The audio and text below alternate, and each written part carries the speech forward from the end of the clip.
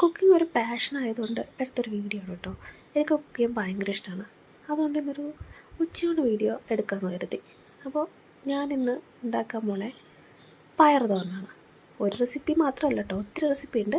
First recipe പറയാം. അപ്പോൾ പയർ തോരന് വേണ്ടിയിട്ട് ഞാൻ കുറച്ച് പയറെടുത്ത് ഒരു പാത്രത്തിലിട്ടിട്ട് കുറച്ച് വെള്ളം ഒഴിച്ച് നന്നായിട്ടൊന്ന് വാഷ് ചെയ്യണേ. അപ്പോൾ കല്ലും അല്ല മണ്ണൊക്കെ ഒന്ന് കളയാൻ വേണ്ടിയിട്ട്. ഇതിലൊന്നും അത്രയ്ക്ക് കല്ലും മണ്ണൊന്നും ഉണ്ടായിരുന്നില്ല കേട്ടോ, എന്നാലും നന്നായിട്ട് കഴുകണമല്ലോ.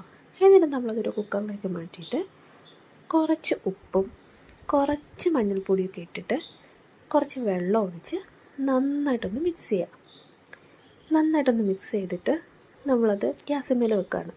ഒരു 7-8 വിസിൽ വരും വരെ നമുക്കൊന്ന് വെയിറ്റ് ചെയ്യാം. നന്നായിട്ട് വേവണമല്ലോ, പയറല്ലേ. അതിനുശേഷം നമുക്കിതിലേക്ക് ഒരു അരപ്പ് തയ്യാറാക്കണം.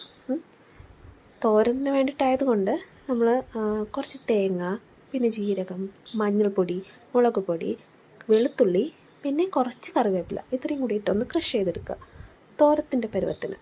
അത് കഴിഞ്ഞിട്ട് ഞാനൊരു മോര് കാച്ചാന്ന് വിചാരിച്ചത്. അതിന് വേണ്ടിയിട്ട് ഒരു വെള്ളരിക്ക എടുത്ത് ക്യൂബ്സ് ആയിട്ട് കട്ട് ചെയ്തിട്ട് ഞാനൊന്ന് തിളപ്പിക്കാൻ വെച്ചിട്ടുണ്ട്. അതൊന്ന് നന്നായിട്ടൊന്ന് തിളച്ച് വന്നപ്പോഴത്തേക്ക് നമ്മൾ ഉപ്പിട്ടും കൂടി ഇട്ടിട്ടാണ് കേട്ടോ തിളപ്പിക്കണേ. എന്നിട്ട് നമ്മൾ അതിന് വേണ്ടിയിട്ട് കൂടി ഒരു അരപ്പ് തയ്യാറാക്കാമെന്ന് കരുതി.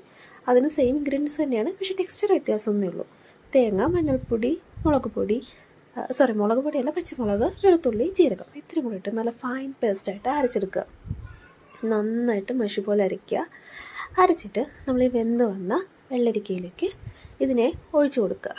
ഒഴിച്ചു കൊടുത്തിട്ട് നന്നായിട്ട് ഒന്ന് മിക്സ് ചെയ്യുക. അപ്പോൾ നന്നായിട്ടൊന്ന് മിക്സ് ചെയ്തതിന് ശേഷം ഉപ്പൊക്കെ ആവശ്യത്തിനുണ്ടോ എന്നൊക്കെ നോക്കിയിട്ടൊന്ന് ഇടാൻ വേണമെങ്കിൽ. അപ്പോൾ നന്നായിട്ട് മിക്സ് ചെയ്തിട്ട് ഞാൻ പുളിപ്പിന് വേണ്ടിയിട്ട് തൈരാണ് കേട്ടോ ചേർക്കണേ. ചിലർ മാങ്ങ ഇടാറുണ്ട്, അപ്പോൾ ഞാൻ തൈരാണ് ചേർക്കണേ. അപ്പോൾ നന്നായിട്ട് കട്ട തൈരാണെങ്കിൽ നന്നായിട്ടൊന്ന് ഉടച്ചിട്ട് ചേർത്താൽ കുറച്ചുകൂടി എളുപ്പമായിരിക്കും, കട്ട പിടിച്ചിങ്ങനെ കിടക്കത്തില്ല. അപ്പോൾ അതിലേക്ക് ഒഴിച്ചിട്ട് ഞാൻ ഇനി കടുക് വറുക്കുകയാണ്. കടുക് വറുക്കുക എന്നാണ് ഞാൻ പറയാറ്. അപ്പോൾ അതിന് വേണ്ടിയിട്ട് കറിവേപ്പില, പിന്നെ ചെറിയ ഉള്ളി, കടുക്, ഇത്രയും കൂടി ഇട്ടിട്ടൊന്ന് കടുക് വറുത്തിടുക. അതിൻ്റെ ബാക്കി കടുക് വറുത്തതിൽ ഞാൻ രണ്ടിനും കൂടി ആയിട്ടോ കടുക് വറുത്തത്, തോരത്തിനും പുളിശ്ശേരിക്ക്. കുറച്ച് കടുക് വറുത്ത ബാക്കി വെച്ചിട്ട് നമ്മൾ അതിലേക്ക് ഈ പയർ തട്ടിക്കൊടുത്ത്, വെന്ത പയർ തട്ടിക്കൊടുത്തിട്ട് നേരത്തെ നമ്മൾ ക്രഷ് ചെയ്ത് വെച്ച അരപ്പും കൂടി ഇട്ടിട്ട് നന്നായിട്ടൊന്ന് അടച്ച് വെക്കുക. മിക്സ് ചെയ്യുന്നതിന് മുന്നേ അടച്ച് വെക്കും കേട്ടോ. എന്നിട്ട് ശേഷം നന്നായിട്ട് മിക്സ് ചെയ്ത് തോര റെഡി.